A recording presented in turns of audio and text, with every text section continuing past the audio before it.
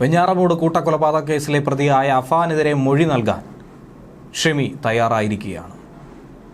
ഷെമി മൊഴി നൽകുക മാത്രമല്ല, സത്യാവസ്ഥ ഒക്കെ തന്നെ തുറന്നു പറയാനും ഭർത്താവിൽ നിന്നും ഒളിപ്പിച്ച ആ സത്യത്തെ പുറം ലോകത്തിന് മുന്നിൽ വിളിച്ചു പറയാനും തയ്യാറായിരിക്കുകയാണ്. ഇനി മറ്റ് നിവൃത്തി ഒന്നും തന്നെയില്ല. മകൻ കുടുങ്ങി, ഒരു തരത്തിലും രക്ഷപ്പെടുത്താൻ കഴിയില്ല എന്ന ബോധ്യം ഷെമിക്കുണ്ടായിരിക്കുന്നു. അതുകൂടാതെ എങ്ങനെയൊക്കെയുള്ള ആസൂത്രണമായിരുന്നു ഈ കൊലപാതകം നടത്തുന്നതിന് മുൻപ് വരെ ഇരുവരും ചേർന്ന് നടത്തിയത് എന്നുള്ളത് കൂടി വ്യക്തമാക്കുന്നു. എന്തുകൊണ്ട് തൻ്റെ മകൻ ഇങ്ങനെ ഒരു പ്രവൃത്തിയിലേക്ക് ഏർപ്പെട്ടു എന്നുള്ളതിൻ്റെ വ്യക്തമായ തെളിവും ഷെമീനെ തന്നെ ചൂണ്ടിക്കാണിക്കുകയാണ്. ഈ വിവരങ്ങൾ പുറത്തു വരുമ്പോൾ ഇതിനൊക്കെ കാരണക്കാരായ 2 പേർ അവർക്കെതിരെ നടപടി ഉണ്ടാകുമോ ഇല്ലയോ എന്നുള്ളതാണ് കേരളം ഉറ്റുനോക്കുന്നത്. അഫാനെ ചൊടിപ്പിച്ചതും കൊടും കടത്തിലേക്കും ബാധ്യതയിലേക്കും തള്ളിവിട്ടതും ഇവരാണെന്നുള്ള ആരോപണവും ഇക്കൂട്ടത്തിൽ ഉയർന്നു കേൾക്കുന്നുണ്ട്. നേരത്തെ തന്നെ കൊള്ളപ്പലിശയുമായി ബന്ധപ്പെട്ട വാർത്ത പുറത്തു വന്നതായിരുന്നു. പ്രതി അഫാൻ ആദ്യം തന്നെ കഴുത്തു ഞെരിച്ച് കൊലപ്പെടുത്താൻ ശ്രമിച്ചെന്നും ചുവരിൽ തൻ്റെ തലയിടിപ്പിച്ചപ്പോഴാണ് തൻ്റെ ബോധം നഷ്ടമായതെന്നുമാണ് പോലീസിനോട് ഷെമി പറഞ്ഞിരിക്കുന്നത്. എന്നാൽ കുറച്ച് കഴിഞ്ഞ് തനിക്ക് ബോധം വന്നു.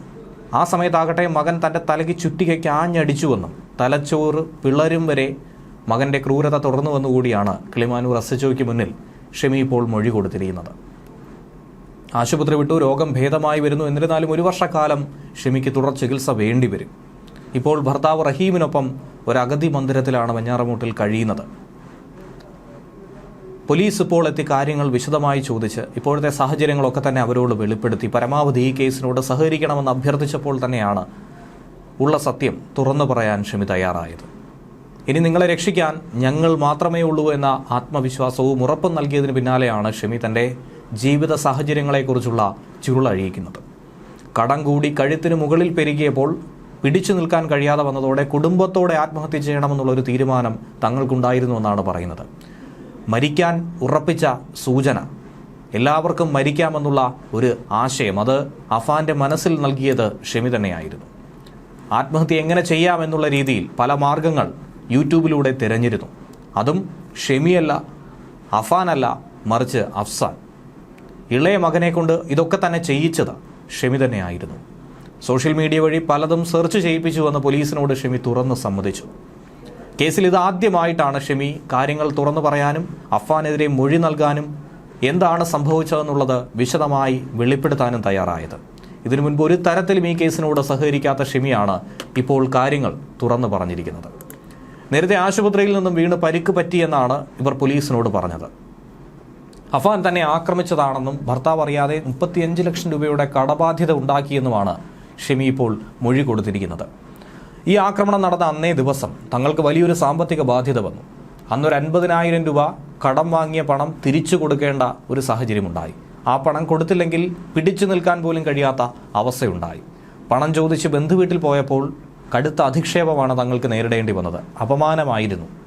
അതിൽ സഹിക്കാൻ കഴിയാതെ, അത് പൊറുക്കാൻ കഴിയാതെയാണ് മകൻ ഈ ക്രൂരകൃത്യം നടത്തിയിരിക്കുന്നതെന്ന് വേണം ഷെമിയുടെ വാക്കുകളിലൂടെ മനസ്സിലാക്കാനും. വെഞ്ഞാറമൂട് കൂട്ടക്കൊലപാതക കേസുമായി ബന്ധപ്പെട്ട അഫാനുമായിട്ടുള്ള 3ാം ഘട്ട തെളിവെടുപ്പും ഇപ്പോൾ പോലീസ് പൂർത്തിയാക്കിയിട്ടുണ്ട്.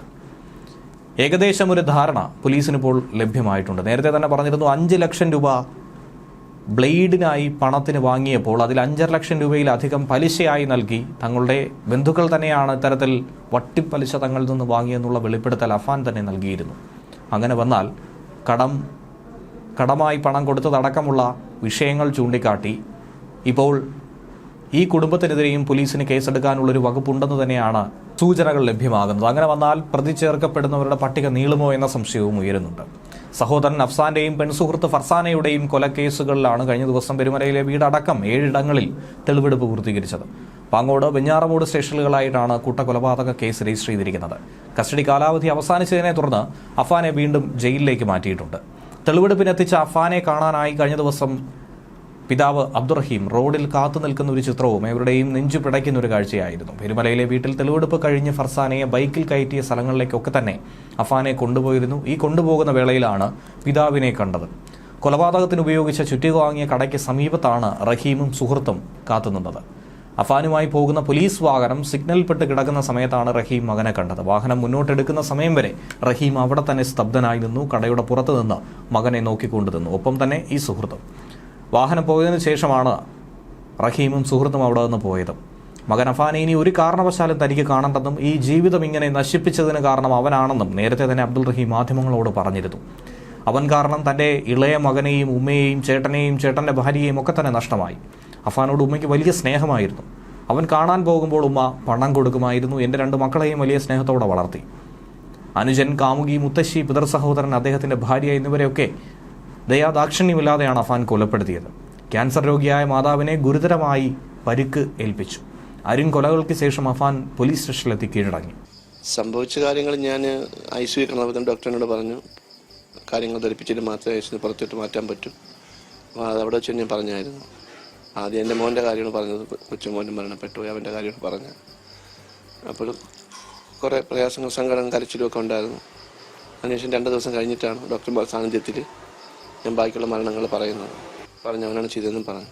അവനങ്ങനെ ചെയ്യൂല എന്നാണ് പറയുന്നത്. ഒരു പാറ്റയെ പോലും കണ്ടാൽ പേടിയാവുന്നവങ്ങനെ ഇതൊക്കെ ചെയ്യുമെന്നാണ് ചോദിക്കുന്നത്. അത് ഞാൻ പല പ്രാവശ്യം ചോദിച്ചു. പറഞ്ഞു കട്ടിലിന് താഴെ മറിഞ്ഞു വീണെന്നാണ് പറഞ്ഞത്. ഇപ്പോഴും ഇന്നും അങ്ങനെയാണ് പറഞ്ഞുകൊണ്ടിരിക്കുന്നത്. എങ്ങനെ മുന്നോട്ട് പോകുമെന്ന് ചോദിച്ചാൽ എനിക്ക് ഒന്നും പറയാൻ പറ്റാത്ത സാഹചര്യമാണുള്ളത്. എൻ്റെ ഇപ്പോഴത്തെ അവസ്ഥ എല്ലാവർക്കും അറിയാവുന്നൊരു സാഹചര്യമാണ്, എല്ലാവർക്കും അറിയാം. ഞാൻ അവിടെ നിന്ന് 2 ദിവസം ജയിലിൽ കിടന്നിട്ട് ഇങ്ങോട്ട് വന്നിട്ട് പിന്നെ കയ്യിൽ 1 രൂപയില്ല. ഇവിടെ വന്നിട്ട് ഇവിടുത്തെ ബാധ്യത വേറെയുണ്ട്. ഇനി ഞാൻ പോകണമെന്ന് എനിക്ക് അങ്ങനെ ആഗ്രഹം ഇല്ല. ഇനി പോയിട്ട് കാര്യമില്ല, എൻ്റെ മക്കളില്ല. പിന്നെ ഞാൻ പോയിട്ട് മക്കൾക്ക് വേണ്ടിയാണ് നമ്മൾ ജീവിക്കുന്നത്. മക്കളില്ലാത്ത സാഹചര്യത്തിൽ ഞങ്ങോട്ട് പോകണമെന്നൊരു ആഗ്രഹം എനിക്കില്ല. ഇവിടെ അങ്ങനെ എനിക്ക് സാമ്പത്തിക ബാധ്യത ഒരു 10 ലക്ഷം രൂപ 15 ലക്ഷം രൂപ അകത്തുള്ളത് ഇവിടെ ഉള്ളൂ, എൻ്റെ അറിവിലുള്ളത്. അവിടെ എനിക്കൊരു 10 ലക്ഷം രൂപയോളം ബാധ്യത ഉണ്ട്. ഇല്ല, അതിനെക്കുറിച്ചൊന്നും എനിക്കറിയത്തില്ല. എനിക്കറിയാവുന്ന ഈ 2 ഘടകങ്ങൾ എൻ്റെ അറിവിൽ എനിക്കുണ്ടായിരുന്നുള്ളൂ. ജ്യേഷ്ഠനുമായിട്ട് ഒരു ചിട്ടി നടത്തിയ 75,000 രൂപ ജ്യേഷ്ഠന് കൊടുക്കാണ്ട് ആ ഒരു ഇടപാടെ ഉള്ളത് എനിക്കറിയാവുന്നതാണ്. പിന്നെ ഉമ്മയുമായിട്ട് അങ്ങനെയുള്ള ഒന്നുമില്ല. അതിനുള്ള സാമ്പത്തികന്മാരില്ല. എന്നാലും നമ്മൾ മക്കളെന്തെങ്കിലും കൊടുക്കുന്നതാണ് കൊണ്ട് ഓരോ കാര്യങ്ങൾ കഴിഞ്ഞ് പോകണത്. അല്ല, ഉമ്മയായിട്ട് അങ്ങനെ സാമ്പത്തിക ഇടപാടൊന്നുമില്ല. പിന്നെ അവൻ വരുമ്പോൾ എന്തെങ്കിലുമൊക്കെ എന്തെങ്കിലും കൊടുക്കും. ചെറുകുട്ടിയെല്ലാം വിചാരിച്ച് അവന് 10,000-200 കൊടുക്കും ഉമ്മ. അല്ലാതെ വേറെ ഒന്നുമില്ല ഉമ്മയായിട്ട്. എൻ്റെ 2 മക്കൾ നമുക്ക് വലിയ കാര്യമായിരുന്നു. എത്ര സ്നേഹത്തോടെ വളർത്തിയ 2 പേര് ഉമ്മ. ഇല്ല, ഞാനിപ്പോൾ എന്നെ കാണണമെന്നുള്ള ആഗ്രഹമൊന്നും എനിക്കില്ല. എനിക്ക് നഷ്ടപ്പെട്ട ഒരുപാടുണ്ട്. അവനെ പോലെ ഒരു മോനെ എനിക്ക് ചെറുവന് ഭയങ്കര സ്നേഹമുള്ള മകനായിരുന്നു. നഷ്ടപ്പെട്ട എൻ്റെ ഉമ്മ, എൻ്റെ ഉമ്മ, എൻ്റെ ജ്യേഷ്ഠത്തി നഷ്ടങ്ങൾ ഒരുപാട് അവൻ നിമിത്തം എനിക്കുണ്ടായി. അങ്ങനെ കാണണമെന്ന് മറ്റൊന്നും എനിക്ക് ആഗ്രഹമില്ല. നമുക്ക് ബാധ്യത ഉണ്ടെന്നുള്ളത് നമ്മൾ ഏറ്റവും കൂടുതൽ നമ്മളെ ബുദ്ധിമുട്ടിച്ചത് ഒന്ന് ഈ സെൻട്രൽ ബാങ്ക് ഓഫ് ഇന്ത്യ.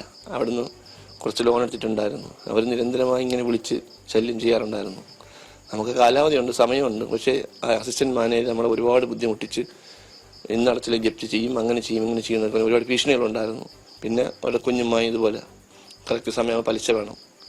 ഒരു 5 ലക്ഷം രൂപ വാങ്ങിച്ച് 5 ലക്ഷം രൂപയ്ക്ക് പുറത്തില്ല പലിശ ഇനത്തിൽ കൊടുത്തിട്ടുണ്ടെന്നാണ് ഞാൻ അറിഞ്ഞത്.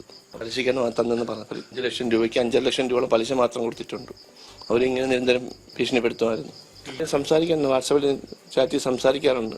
അപ്പോൾ അവന് ഞാൻ പറഞ്ഞാൽ നമുക്ക് ബാധ്യത ഉണ്ടെങ്കിൽ നമുക്ക് കടത്തി തീർക്കാം, നമ്മുടെ മുതൽ കിടക്കയില്ലേ, അത് കുഴപ്പമില്ല, അപ്പോൾ നമുക്കത് വിൽക്കാം. അപ്പോൾ അവന് പല ആൾക്കാരും കൊണ്ടുവന്നിട്ടുണ്ട്, ബ്രോക്കർമാരെ കൊണ്ട് നോക്കിയിട്ടുണ്ട്. വില വെക്കാത്തതുകൊണ്ട് വിൽപ്പന നടന്നില്ല.